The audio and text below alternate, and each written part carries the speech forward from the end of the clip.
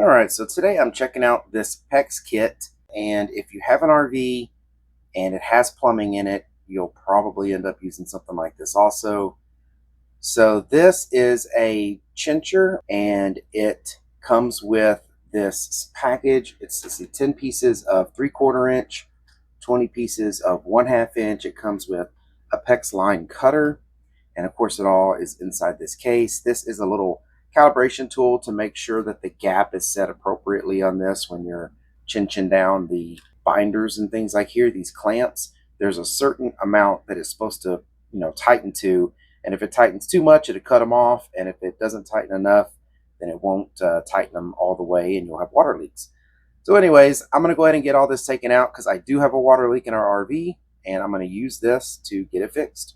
All right, so what you're looking at here is the blue PEX line, which is our cold water.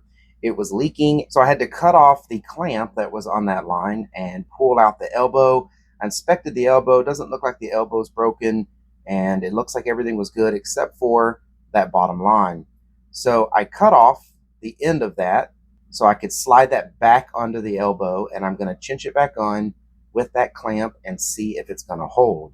It looks like that's going to be the problem and it's going to fix it, but we'll have to see when we turn the water back on. All right, so I got this clamp on now, that as you can see, and I just basically, you just put them in the end of this crimper. You just, open it up all the way like this. You put the ring in, and then you just squeeze it really nice and tight. And basically, you're squeezing this little section of the ring here, and it's just really tightening this thing down on the PEX line.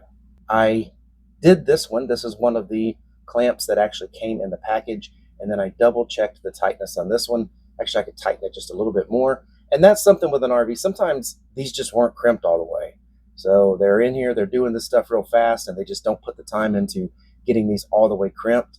But if you have a leak, that's probably the first thing I would say to do, is just test the crimp, make sure that it's nicely tightened down. But if it's not, then you can just cut these off and put another one on, cinch it down real tight, and make sure it's going to work. These end of the crimper piece here can not only put it on, but it also can cut them off. Basically, you open it up and then you cut it from the other direction. So you would put it this way and it would cut the end of this little piece off here, which would allow the whole clamp to just come back off. And this is basically what I was trying to demonstrate down there with the pipe. So here is the clamp. You open up this crimping tool all the way, and then you slide that part of the band in there. So when you start squeezing that down, it's going to squeeze the end of this little piece here nice and tight, which is going to pull this band real tight. When this set of pliers here clamps all the way down and these two handles come together, it's going to stop at a point where this is really, really tight. You just take it off. They automatically will open back up because you squeezed it all the way to the right point.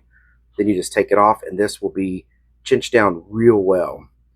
Now, if you want to get rid of the clamp, let's say the clamp is bad, well, then you just cut it at this direction with these cinching pliers, and they'll come down and they'll just snip off basically the part of the ring here that is pulling it and putting all the tension on it.